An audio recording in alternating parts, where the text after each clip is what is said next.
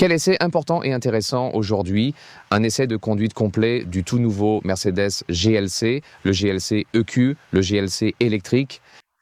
Vraiment aussi bon? Est-ce vraiment l'un des tout meilleurs SUV du moment? Et comment se compare-t-il au BMW iX3, son principal concurrent? Parce qu'on a déjà conduit celui-là aussi. Et celui-ci, il se situe comment par rapport au modèle à moteur thermique? Quel est leur plan chez Mercedes? Entre le GLC thermique et le GLC électrique, nous allons tout vous expliquer. Et une chose est déjà claire. L'industrie automobile allemande remet franchement et résolument les gaz à fond. Maintenant aussi dans le segment électrique. Et c'est sûrement l'un des modèles les plus importants à cet égard. Mais qu'est-ce que ça donne pour les finitions, l'extérieur, l'intérieur, les différentes versions et couleurs? Tout avec Thomas et Autofuel en 4K, plein écran, en longueur. Allons-y avec le nouveau GLC qui a ça. Ou une calandre avant rétro, visiblement inspirée des Dove 108, 109. La Mercedes précédait bien la première classe S, la 116. Et je pense que j'ai réussi à faire en sorte qu'ils aient cette calandre rétro avec la même forme et la même silhouette, mais réinterprétée par la lumière. Ces points sont illuminés. Cette étoile est illuminée. Sur le marché nord-américain, on a aussi l'anneau lumineux autour parce que c'est permis là-bas. Ce n'est pas autorisé dans l'UE. Ils l'auraient fait. Donc ils ont ce mélange entre un look rétro et un look moderne. Dans ce cas, je trouve ça très réussi. Le look EQ originel de leur nouveau modèle était pour moi trop artificiel et pas assez Mercedes. Et ce qui est bien, c'est que sans voir les logos, on pourrait quand même voir que c'est une Mercedes, tu vois bien, et c'était le but. Ici, c'est l'avant-garde, la finition de base, pour ainsi dire, et elle a l'encadrement chromé tout autour, non? On peut aussi choisir du chrome foncé, comme je vous le montre ici, en AMG. Le bas intérieur serait également en chrome foncé. Chrome foncé à l'intérieur et l'extérieur. On montrera différentes versions, mais c'est plutôt un style chic. J'aime beaucoup ce look. Et puis ce bleu clair qu'on appelle Thomas Blue, parce que c'est vraiment l'une de mes teintes de bleu préférées ici. C'est un bleu qui clame vraiment « oui, je suis bleu ». Et puis les phares ici, avec leur signature en forme d'étoile. C'est le Digital Light Matrix LED où on voit, et il y a aussi ces lignes bleues à l'intérieur. On sait aussi qu'il y a un Digital Light, c'est écrit ici. Il peut donc disposer de la fonction de feu de route étendu. On voit aussi de larges renflements sur l'avant du capot. Et en parlant du capot, il y a une particularité. Ils ont un coffre avant, un frunk. Et ici, on appuie juste un peu sur le logo, puis on tire sur la commande manuelle. C'est assez drôle à voir, d'ailleurs, la façon dont ils ont mis le câble juste là pour la libération manuelle. Et vous avez un vrai grand frunk, vraiment énorme. Vous savez, pour les câbles, il y a aussi un joli tapis de sol là-dedans, par exemple. C'est là qu'on mettrait les splitters pour le marché américain, parce que voilà, ils ont cette règle pour éviter que les gens aient l'idée de mettre des personnes à l'avant. Oui, à ce sujet, mais c'est très utilisable, plutôt cool. Et ce mécanisme d'ouverture est aussi super pratique. Donc, c'est vraiment, vraiment sympa comme ça. Et on voit aussi qu'ils ont gardé le capot avant relativement long pour le design, pour l'aérodynamique. Et ici, pour obtenir un très grand... Le frunk aussi, parce que là, ça devient très intéressant. Au niveau des dimensions, on est à 4,85 m ou 191 pouces et ça fait 30 cm, 5 pouces de plus que le GLC à moteur thermique. 8 cm de ça vont dans l'empattement plus long et ensuite 5 cm ou 2 pouces servent justement ici à augmenter l'espace pour les jambes à l'intérieur. Regardez ça. Et ici, on voit qu'ils ont gardé ce long capot, marque de fabrique du GLC. Jantes de 20 pouces, la plage va de 19 à 21 et ici au milieu, différents modèles sont dispo. Et il faut que je vois, il y a un modèle spécial en 20 pouces que j'aime vraiment. C'est pas celui-là, c'est cool aussi. Il y a un nouveau modèle spécial vraiment top. Voyons si on peut le trouver d'une manière ou d'une autre. Ici, l'avant-garde a aussi les classiques passages de roues en plastique des SUV. Pourquoi pas? Et autre chose de vraiment très spécial, la version d'entrée de gamme a encore de vraies poignées de porte. Pourquoi c'est si important? D'abord, ici, tu as un très bon retour, normal, et elle s'ouvre facilement. Et pour moi, c'est aussi plus sûr parce que les finitions supérieures ont des poignées affleurantes qui sortent et censées être très sûres chez les constructeurs allemands. Mais comme certains autres fabricants ne les ont pas très bien implémentées, il y a eu des incidents en Chine où on n'arrivait pas à ouvrir la porte après un accident et maintenant, le marché chinois va les interdire. Tu sais, ces poignées affleurantes, chez Mercedes, ils les ont. Ils peuvent tout simplement les sortir. Et on les a déjà. Pour l'instant, quand tu commandes la GLC, au tout début, tu ne peux pas les avoir avec Keyless Go. Tu dois toujours sortir la clé et l'ouvrir avec la télécommande. Le Keyless Go n'est possible qu'avec les poignées affleurantes.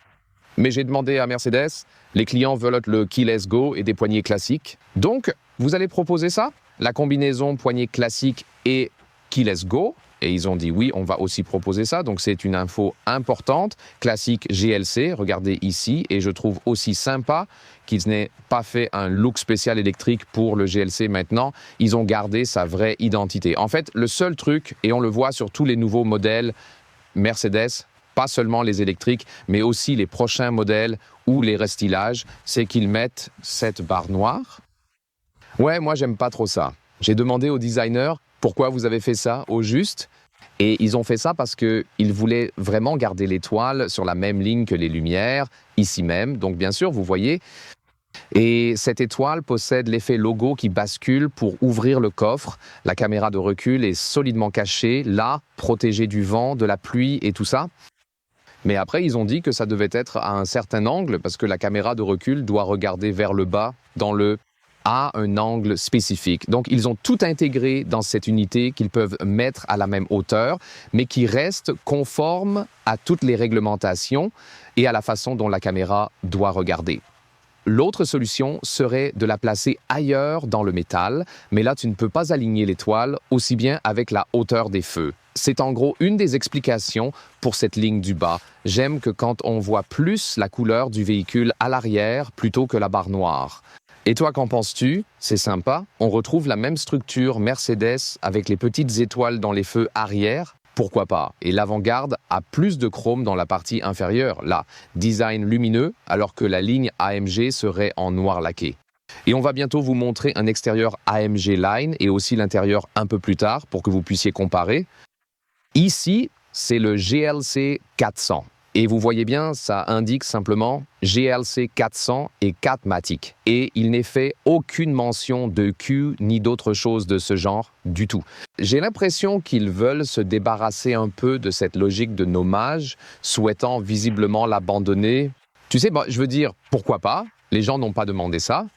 Appelle-le juste, tu sais, genre GLC électrique ou je sais pas quoi, tu vois. Et la deuxième semaine, c'est pour te montrer les différences. D'abord, ici en blanc, normal. Et ça, c'est avec AMG Line. Ça contraste vraiment bien avec le blanc. AMG Line a un graphisme différent ici, en bas, par rapport à l'avant-garde.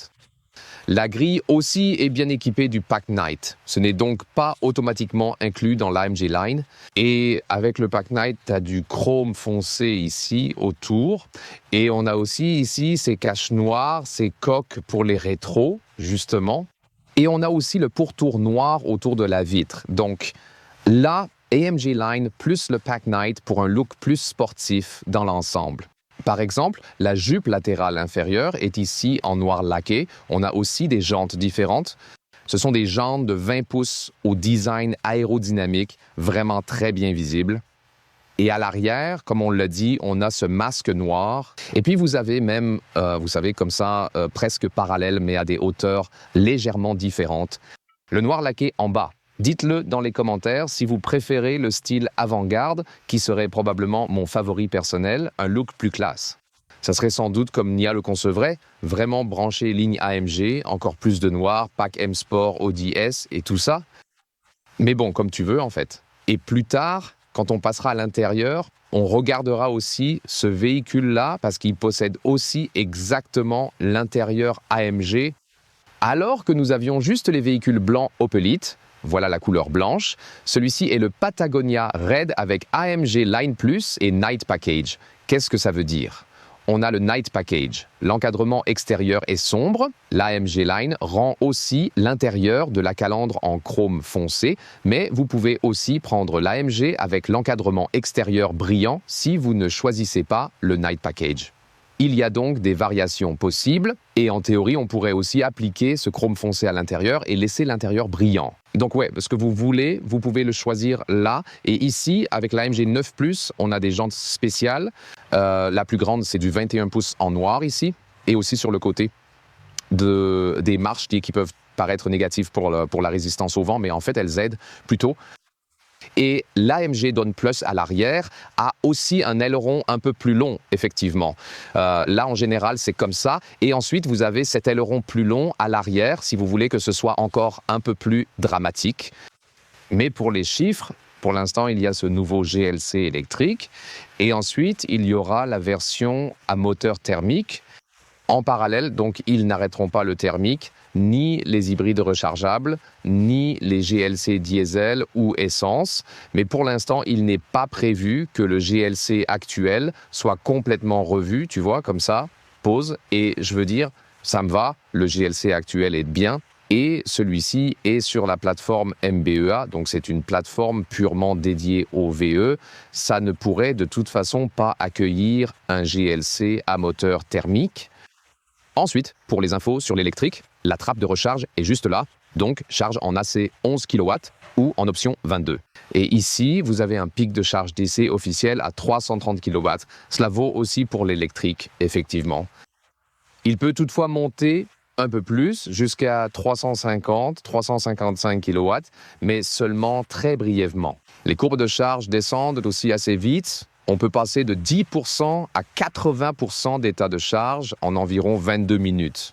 Et cela a également été atteint. On a clairement vu le test concluant. Ça fonctionne vraiment très bien. Par contre, on dirait que la courbe de charge de l'X3 se maintient un peu plus et que l'X3 se recharge essentiellement en même temps ou peut-être un peu plus vite, mais pour une batterie plus grosse. Là, la batterie fait 94,5 kWh net, alors que la BMW iX3 en a 108,7 kWh. Donc 14 kW de différence, avec en plus des différences de valeur CD. Là, le GLC est déjà aérodynamique, mais à 0,26. L'X3, une valeur plus basse étant meilleure, se situe à 0,24.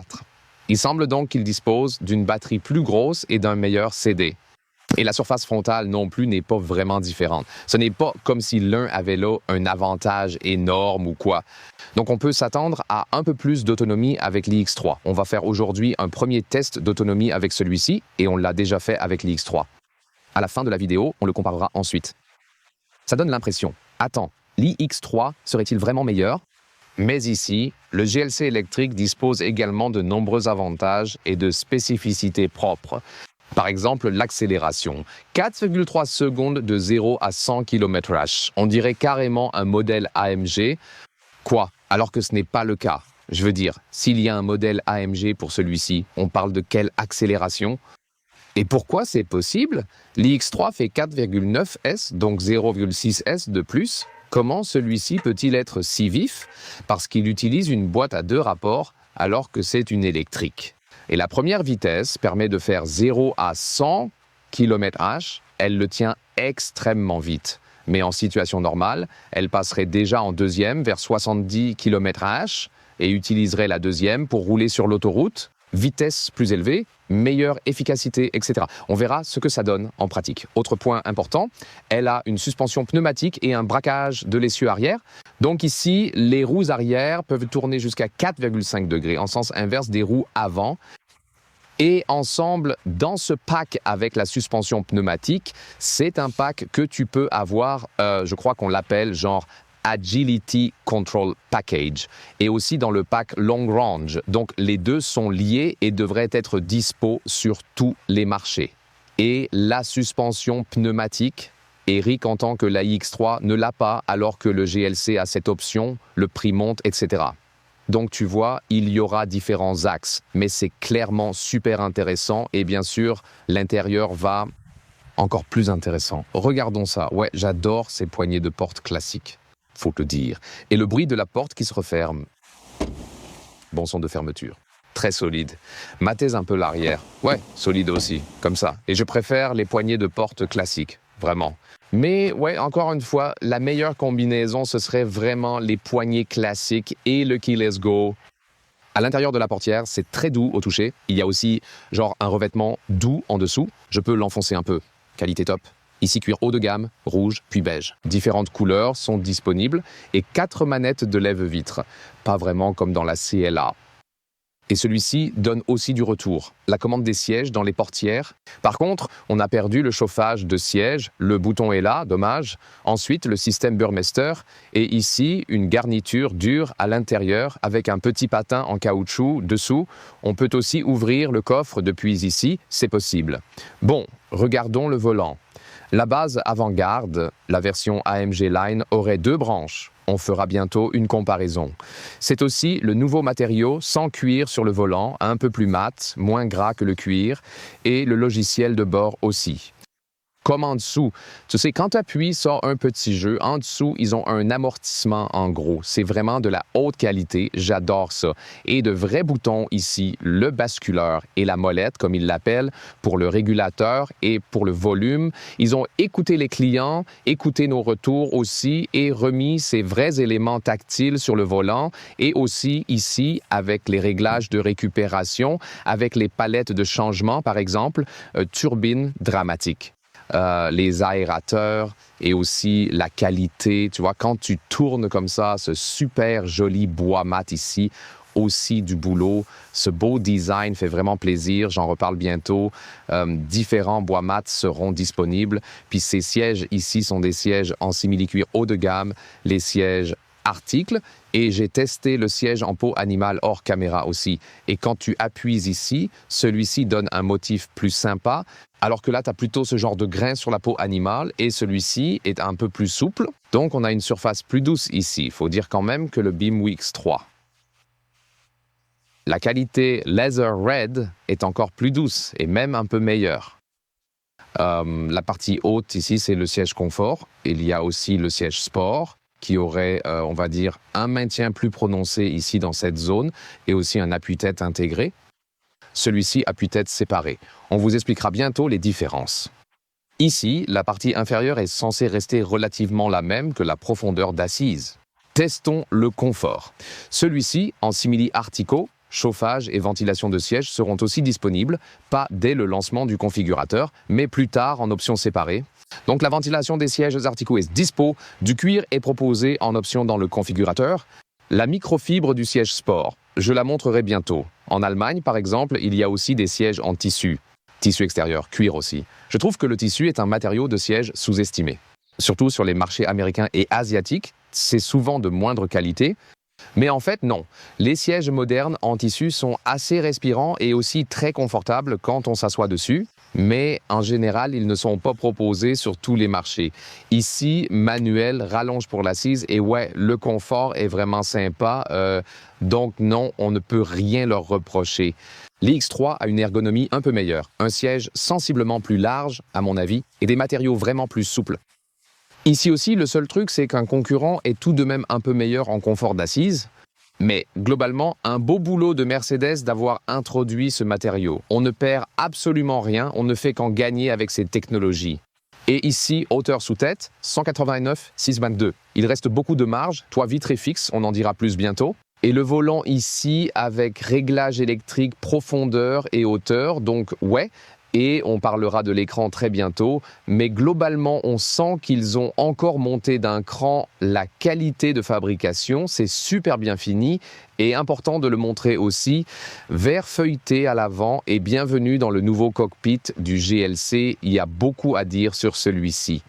D'abord, c'est la finition la plus haut de gamme, puis vous avez cet hyper écran, un seul écran qui traverse tout, et ce qu'ils ont fait est vraiment réussi. Faut l'avouer. Par exemple, ici, vous avez ces thèmes, ils changent le fond d'écran et en même temps, l'éclairage d'ambiance s'adapte. Donc, l'ambiance et le visuel se rapprochent et ça rend vraiment cool, tu vois. Donc, c'est bien sûr rien de vraiment indispensable, mais ils exploitent vraiment la haute résolution de ces écrans et c'est une solution élégante pour ajouter un peu de valeur digitale, pour ainsi dire. Parce que le truc, quand tu supprimes les boutons et les interrupteurs, c'est comment tu fais pour garder ce sentiment de haut de gamme. C'est pour ça que je dis aux constructeurs, il faut quand même proposer des boutons et des commandes qui donnent encore cette impression d'un matériel noble, comme un bon autoradio métal des années 70-80, tu vois. C'est pour ça qu'ils ont encore une molette de volume manuel ici, par exemple. C'est pour ça qu'ils l'ont réintroduite, les molettes au volant aussi. La seule chose que je n'ai pas, c'est l'unité de clim en mode tactile. Donc elle se retrouve dans l'écran et en fait elle est assez petite globalement, faut le dire. Cette dalle qui traverse tout est une option. Ça commencerait par 2 grosses bordures ici, puis 1, 2 et 3 écrans. Par contre, l'écran passager de base, si tu n'as pris aucun package, sert juste d'image de fond et n'est pas un écran passager fonctionnel. Bizarre qu'il fasse ce pas. Et si tu choisis la première option, le premier package, alors tu as ici un écran passager et c'est déjà inclus bien sûr dans la Hyperscreen la plus haut de gamme qui n'a alors aucune bordure. Par exemple, regardez des vidéos YouTube, on va aussi essayer ça en roulant plus tard, ça peut être assez fun. Moi, je ne regarderai pas ça. Jonas regardera. Qui filme aujourd'hui? Revêtement Soft Touch sur le haut du tableau, plus d'enceinte et éclairage d'ambiance centrale. Et puis, on a le joli design de ces Airwinds ici, avec aussi un petit clic, plus de ce bois de bouleau, ça claque vraiment là aussi. Et en plus, on sent vraiment ici ce que je ressens. Je l'adore. Différents styles de bois mat sont disponibles. Les porte-gobelets sont plutôt adaptables. En revanche, ils ne maintiennent pas assez bien les grandes bouteilles. J'aimerais ce design à 4 points introduit récemment sur la Mercedes Classe S lors du restylage. Sous cette console centrale, il y a 2 chargeurs USB-C. Il est impossible que ça traverse du bas jusqu'en haut. Peut-être que c'est pour le montage, mais il y a un gros trou dessous et il n'est pas relié aux chargeurs en haut, aux surfaces de charge inductive qui sont aussi... attends une minute, je pense. On dirait qu'il n'y en a qu'un, mais je crois qu'il y en a en fait vraiment 2. Peut-être que c'est une option. On ne peut pas faire passer le câble comme dans la CLA. Je préfère toujours la recharge filaire, mais vous pouvez choisir entre câble ou induction. Ensuite, vous avez cet accoudoir fendu, assez doux pour le coude. Et là, vous pouvez poser tout le bazar ici ou une microfibre pour nettoyer l'écran, etc. Alors, la boîte à gants est là, elle aussi, bien amortie. Ah, elle n'est pas recouverte à l'intérieur ici, mais au moins là, c'est pas très spacieux. Pour le toit panoramique, autre différence, la BMW iX3 propose, si vous voulez, un toit fixe, en option un toit vitré. Aucun des deux n'a de toit qu'on puisse ouvrir. Et celui-ci a cet effet spécial. C'est donc un toit vitré fixe de série. Et ensuite, soit vous l'avez transparent comme ça, soit vous optez pour cette option ici, que vous pouvez également régler de façon numérique, simplement. La technologie PDLC, mais ça ne change pas la quantité de soleil qui entre ici, c'est plutôt pour réduire peut-être un tout petit peu l'éblouissement visuel. Mais la protection contre la chaleur est quand même de série dans le vitrage, même si vous ne prenez pas cette option. C'est une technologie très sophistiquée qui bloque vraiment une grande partie de la chaleur du soleil. Mais bon, un toit complètement fixe en métal laisserait quand même plus de soleil dehors, tu vois? Faut en être conscient. Mais bon, je veux dire, ça a la classe, c'est moderne, ça apporte de la lumière à l'intérieur. Ça peut juste poser souci quand il fait vraiment, vraiment super chaud en été. Là, il faut utiliser la fonction de préconditionnement pour ce véhicule qui marche très bien. Et toi, t'en penses quoi en option? Tu peux aussi choisir un motif étoilé dans ce toit panoramique, tu vois, des petites étoiles illuminées. Voilà, le principe ici, c'est que beaucoup de choses sont optionnelles. Mais tu t'en sortiras très bien avec la plupart des fonctions de base, c'est sûr. Et le point de vue conducteur, encore une fois, ici, avec les vrais boutons, celui-ci est quand même capacitif par contre, faut le dire. De l'autre côté, c'est aussi la commande capacitive pour les instruments, pas ma préférée, mais je suis vraiment content d'avoir retrouvé les vraies rémolettes ici. Et pour les instruments numériques, quand tu as la vue classique, tu as aussi la transition vers le plein écran. Et ici, dans cette vue carte, par exemple, on dirait un écran séparé alors que ce n'en est pas un, tu vois. Donc, oui, au fait, quand la porte n'est probablement pas bien fermée, voilà, maintenant, elle est probablement fermée. Ensuite, tu peux encore modifier d'autres vues et choisir ce que tu veux afficher au centre. C'est une consommation réaliste à ces vitesses, premier aperçu, et on fera bientôt un trajet autoroutier à vitesse moyenne plus élevée, donc la consommation sera un peu plus élevée. Facile à lire. On a aussi un head-up display. Ça rend mal à la caméra, mais en vrai, il est énorme. Et l'écran principal de l'infodivertissement en haute résolution est plutôt réactif. Ce qui me gêne, c'est que la température ne soit affichée que là, mais le chauffage des sièges est aussi au niveau 1, donc tu peux l'activer, et chauffage des sièges et du volant s'activent en même temps. Si tu veux creuser un peu plus, ouvre le menu. Là, tu peux aussi le désactiver individuellement, par exemple. Je ne suis pas sûr pour la ventilation des sièges. Si ce sera au même niveau, attendons de voir. Et ici, pour l'alerte de vitesse UE, tu appuies en haut, tu peux la désactiver ou la maintenir enfoncée avec le bouton de volume juste là. Et tu as aussi l'Apple CarPlay automatique. Je vais te montrer ça. Et testons le Vermis Sound System. Waouh, on teste le Vermis Sound System, voilà. Génial. Sont incroyables, vraiment à donner la chair de poule, je peux que le recommander. Ouais, le mode intense pour l'électro et le mode pur pour l'acoustique. Donc, waouh, c'est un son superbe, vraiment. Donc, ouais, clairement un de mes systèmes préférés. Intégration Apple CarPlay ou Android Auto. Vous voyez, on a différents fonds pour vos applis et dans ce cas, si vous utilisez souvent Apple CarPlay, la transition avec le reste du système marche pas super bien. C'est prévu pour utiliser essentiellement les graphismes Mercedes, c'est pas mauvais, mais vous voyez, quand vous utilisez souvent Apple CarPlay, alors ça se voit moins quand tu as les bords, tu n'as plus l'impression d'avoir ton propre écran séparé. Franchement, si tu veux utiliser le GPS Mercedes tout le temps, prends peut-être l'hyperscreen, mais si tu utilises souvent Apple CarPlay, c'est peut-être pas indispensable. Autre truc intéressant, jette un œil à l'appli Mercedes, belle visualisation, et tu peux aussi verrouiller, déverrouiller le véhicule avec ça via le Keyless Go. Bien sûr, tu peux utiliser ton smartphone comme clé et par exemple, tu as aussi les stats de charge et tout ça, super important, peut-être pour les impôts et ce genre de trucs. Donc, ouais, ça a l'air déjà pas mal. Et ouais, faut qu'on teste tout ça. Peut-être si on a la voiture plus longtemps, notamment pour le Keyless Go.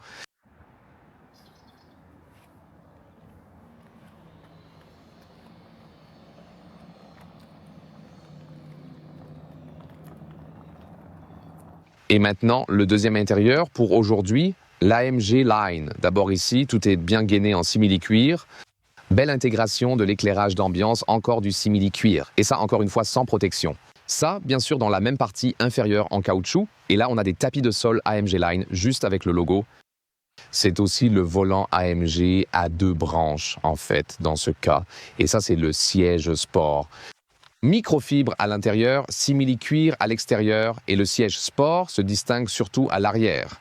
Donc, tu as 7 appuis-têtes intégrés. Ensuite, tu n'as plus de maintien aux épaules. Et ouais, il est un peu plus ferme du coup. Mais la partie basse ne devrait pas être la plus grosse différence. Et ici, la microfibre, c'est aussi un choix confortable. Donc ouais, je veux dire, pour l'assise en elle-même, ce n'est vraiment pas la plus grosse différence du tout. Vraiment. Mais la plus grosse différence est clairement ici, en haut. D'un côté, c'est peut-être un peu plus ferme, mais ça te maintient aussi un peu plus serré. Je veux dire, c'est aussi un bon critère pour l'assise. Faut que j'y réfléchisse, peut-être encore en conduisant, voir lequel est le plus adapté. Donc, ouais, choix difficile, en effet.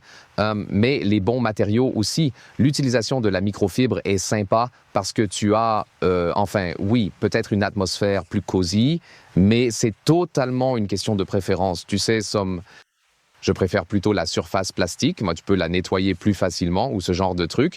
Et ici, la surface plus sporty. Mais les deux font bien le job. Et la vue d'ensemble du cockpit, encore une fois, avec l'écran qui s'étend sur toute la largeur et différents éléments de décor. Ça fait mat ici, plutôt une structure en nid d'abeille, je dirais. Donc, ça va un peu avec l'aluminium. Pas sûr que ce soit mon préféré, mais juste pour te donner une idée de design différente. Et aussi ici, comment le volant AMG Line se présente à nouveau. Et là, les portes arrière, tout est aussi recouvert de simili-cuir. C'est sympa. Et il y a aussi un système audio, plastique dur ici, puis siège arrière. Donc, vous disposez d'environ 5 cm, soit 2 pouces, de plus d'espace pour les jambes à l'arrière par rapport au moteur à combustion DLC. Donc ici, même quand je conduis et que je suis grand à l'avant, il reste assez d'espace pour les jambes. Et ouais, plus spacieux que dans la version thermique. L'espace pour la tête sur le côté un peu. Et là, près du toit vitré au centre aussi, il y a largement de la place, pas de problème ici. La partie centrale d'ailleurs, en la rabattant, tu as soit un support pour smartphone, soit des porte-gobelets à l'intérieur, et le confort à l'arrière est plutôt bon. Et tu vois aussi que même si c'est un véhicule électrique, il n'y a pas trop de flexion, tu vois, au niveau de l'angle des genoux ici. Un avantage pour un SUV parce qu'ils ont, tu sais, plus d'espace en hauteur. Ouais, en fait, c'est assez cosy ici, pourquoi pas. Tu peux clairement y brancher des chargeurs dans la partie centrale et il n'y a pas non plus beaucoup de tunnel central. Bien sûr, vu que c'est un véhicule électrique, le moteur est plutôt à l'avant ou à l'arrière selon le cas, donc tu n'en as pas besoin comme sur une thermique classique. Et les isofix sont là, sur les côtés, intéressant. Oh, ouais, ça se tire comme ça et puis peut-être que ce n'était pas une très bonne idée en fait, vraiment. Voilà, observons un peu plus l'inclinaison ici.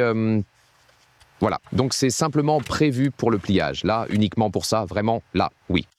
Mais tu peux, par exemple, rabattre cette trappe à ski, juste ici. Coffre, 570 litres.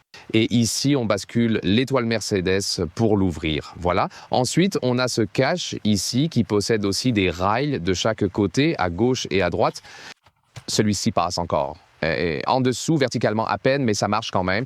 Bien sûr, on peut aussi enlever toute cette pièce et là, les mesures deviennent plutôt intéressantes. D'abord, en dessous, il y a juste un peu d'espace, pas beaucoup, mais pour des choses peu profondes, ça suffit. On peut aussi déplacer celui-ci en position basse, ce qui donne de la hauteur supplémentaire. Ensuite, la longueur normale ici fait un peu plus d'1 mètre, soit environ 40 pouces, c'est vraiment bien. Et aussi le largeur standard, regardez, c'est plutôt 1,10 ou 1,43 pouces, donc c'est vraiment bien. Et quand vous le mettez en position un peu plus basse, vous êtes là à presque 31 pouces, soit 78 cm. Donc j'aime bien ces dimensions, vraiment, c'est plutôt pas mal. Et si vous voulez charger des choses par le haut, vous pouvez bien sûr remettre ça en position haute. Voilà. Et ici, autre truc sympa, le déverrouillage à distance des sièges. La BMW X3 n'a pas ça. Ici, en revanche, c'est possible. Sachez que parfois, ça ne fonctionne pas parce que les ceintures sont serrées. Donc il faut que les ceintures soient toujours lâches pour ça. Et là, on peut charger à travers. En gros, 74 pouces ou un peu moins d'un 90. Mais globalement, je trouve que ce sont vraiment de très bonnes dimensions, franchement.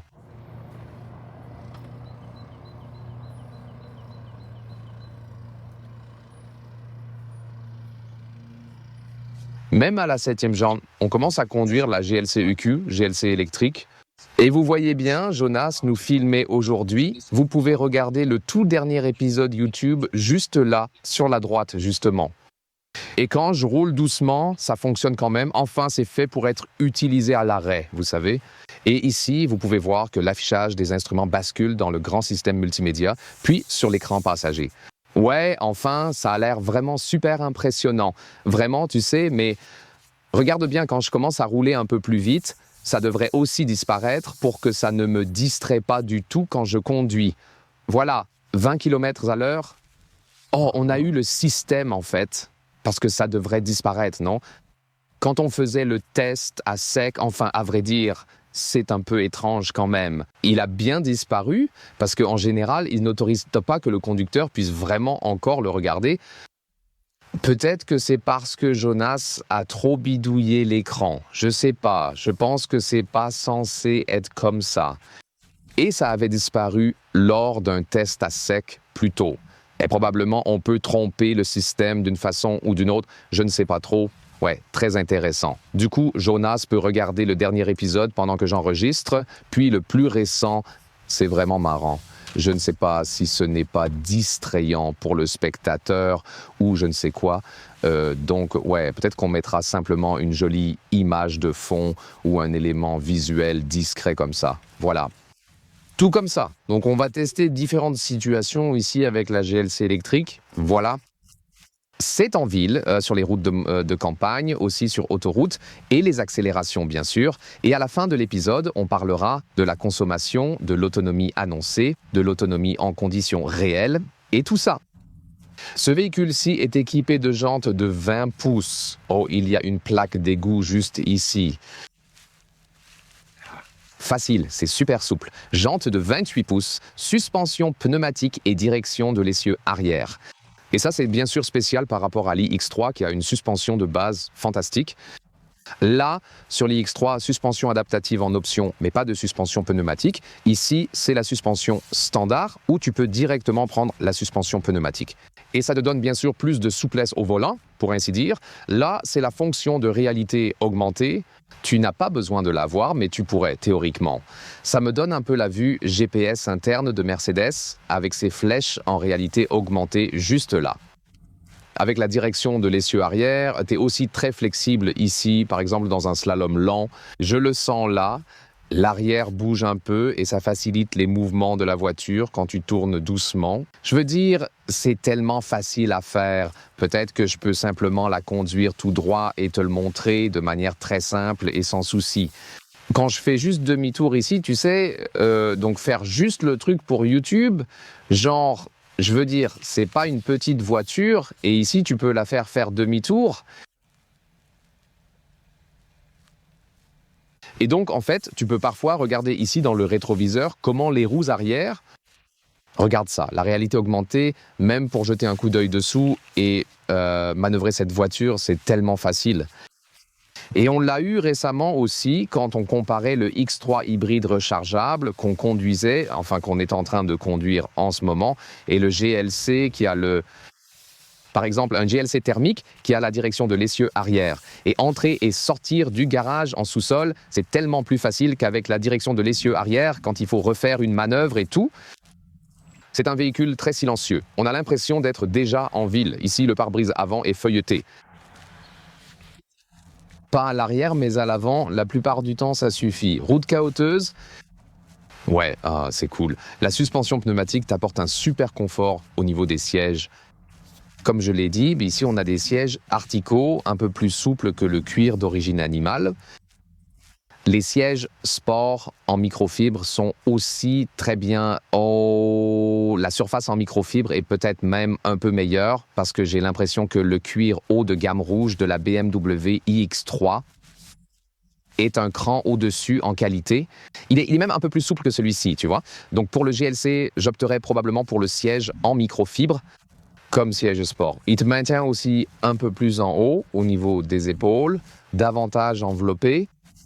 Mais la zone d'assise a à peu près la même profondeur. Du coup, tu peux très bien opter pour l'un ou l'autre sans problème. En fait, pas de problème. Et maintenant, le mode sport autoroute est 62 120. C'est parti, allons-y. Voilà, je n'arrive pas à y croire. Ce n'est pas une AMG, mais... Avec ce SUV, on a facilement Mercedes et AMG en un seul véhicule. C'est dingue. Vraiment, vraiment dingue. Et quelle rapidité cette accélération. Là, le mode sport, encore une fois, plus de résistance au volant et dans la suspension. Mais bon, pour les trajets plus longs, sur l'autoroute, autant rester en mode confort. Ici, la chaussée est vraiment rugueuse. Bon test aussi pour le bruit de roulement et tout le reste. Mais peut-on la comparer à d'autres routes? Je veux dire, tu vois comment cette route-là est complètement défoncée, franchement. Je vois, j'ai dit fed up, puis Mercedes. C'était la réponse de l'assistant des gars. C'est vraiment chelou, quand même, franchement. Je pense qu'on doit accélérer ici pour sortir, puis ils iront sur l'autoroute. Waouh, c'est fait vraiment très vite. Vraiment dingue, mec. La suspension pneumatique, encore une fois, ici, quand tu as ces longues vagues sur l'autoroute, ça te donne tellement de confiance et de confort. Évidemment, tu peux dire, je veux pas cet effet de balancement, tu peux la durcir un peu ou te dire, je veux économiser et prendre la suspension de base. Ici, le changement de fil se fait facilement. Waouh, quel super comportement. Et oui, le hamac ici est assez rugueux en ce moment, c'est pour ça que la plupart du bruit vient de là, on le ressent vraiment beaucoup dans toute la voiture, vraiment. Le bruit du vent vient de l'isolation, hyper silencieux encore une fois, et c'était super intéressant parce que Jonas, tu sais, hors caméra, m'a dit genre, il a aussi remarqué à quel point la voiture est silencieuse et il a dit « Thomas, est-ce que ça n'est pas au niveau d'une Rolls-Royce ?» Et quand le caméraman dit ça, c'est pas rien et je dois vraiment être d'accord. Quand on roulait en périphérie, c'était extrêmement silencieux et raffiné, vraiment quelque chose. Donc, super voiture d'autoroute ici aussi niveau confort.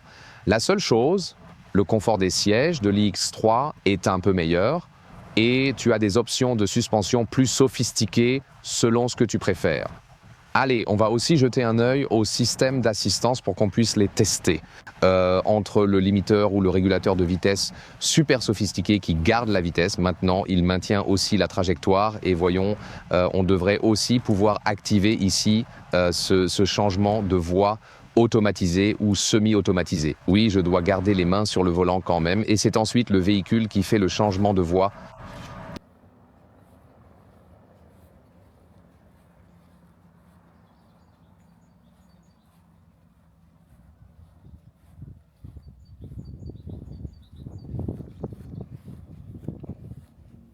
Et maintenant, les prix, la consommation, l'autonomie en conditions réelles et mon verdict final, pour l'instant encore, bien sûr, Mercedes GLC EV contre BMW iX3.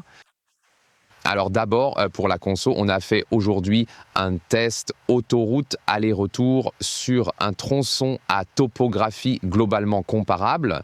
J'ai essayé de faire pas mal de kilomètres, à 120 km/h, genre 66 miles à l'heure. Mais évidemment, avec les changements d'autoroute et parfois un peu de trafic, on ne peut pas toujours maintenir les 120.